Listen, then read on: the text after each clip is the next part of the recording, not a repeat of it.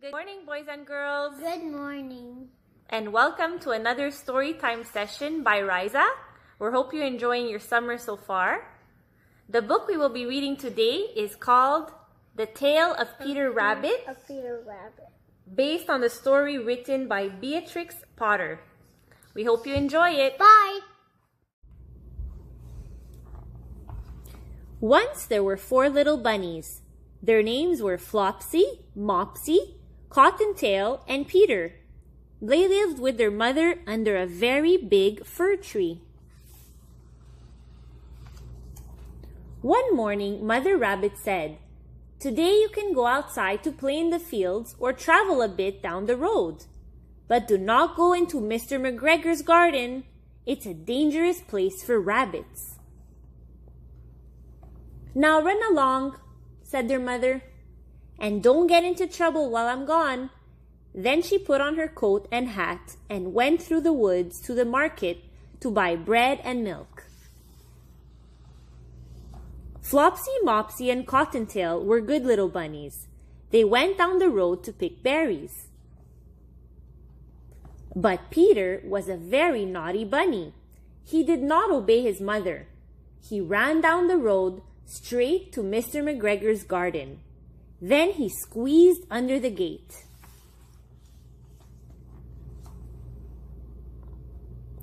First, Peter ate some lettuce and green beans. Then he ate some radishes. Peter ate so much that he got a tummy ache. He looked for some parsley to make him feel better. Then he saw Mr. McGregor.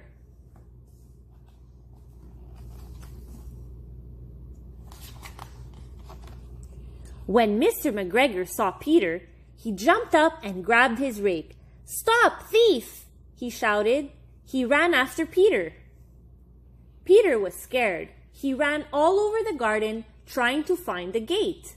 He lost a shoe in the cabbage patch. Then he lost his other shoe in the potato patch.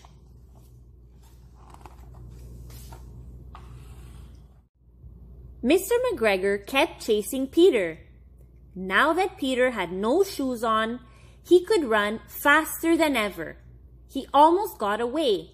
But then the buttons on his blue jacket got caught in the branches of a bush. Peter was sure that Mr. McGregor would catch him now.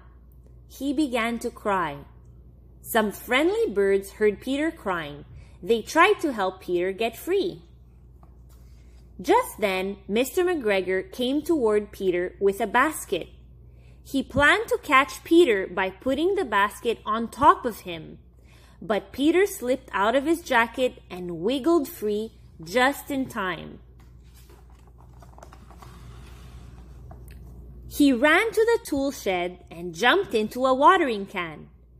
It would have been a good place to hide if it had not been full of very cold water. Mr. McGregor was sure that Peter was hiding in the tool shed. He began looking under flower pots for the naughty little rabbit. Just then, Peter sneezed. Achoo! Mr. McGregor heard the sneeze and came after him again.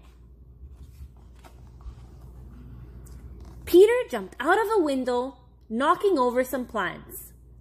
Mr. McGregor tried to follow Peter, but the window was too small. He had grown tired of running after the naughty rabbit. Mr. McGregor went back to his work. Peter sat down to rest. He was shaking and out of breath. He was wet from sitting in the watering can. And he still did not know which way to go to find the gate. After a little while, Peter found a door in the garden wall, but it was locked. Then a little mouse passed by him. Peter asked her the way to the gate. Since the mouse had a large pea in her mouth, she could not reply. Peter began to cry again.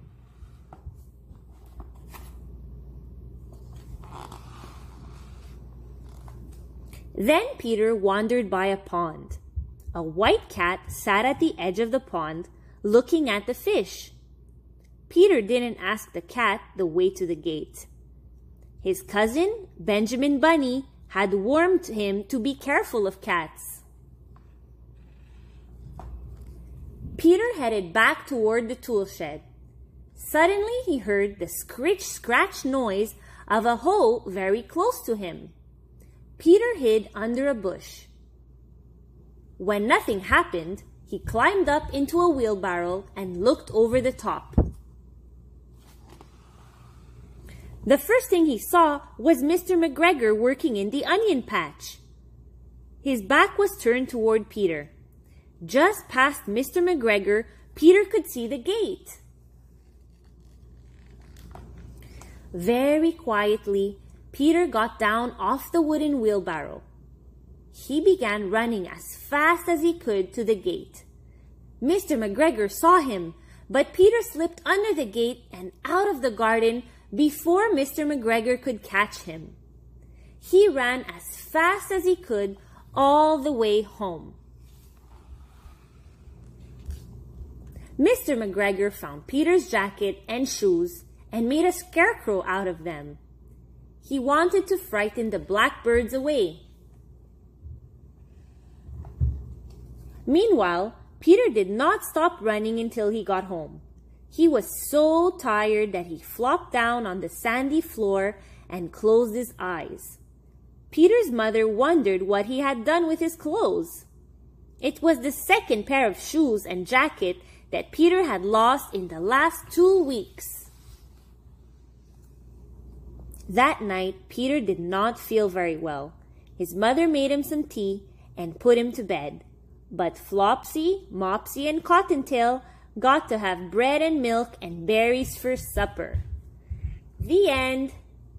Thanks again for joining us. Wishing you a wonderful afternoon. Bye.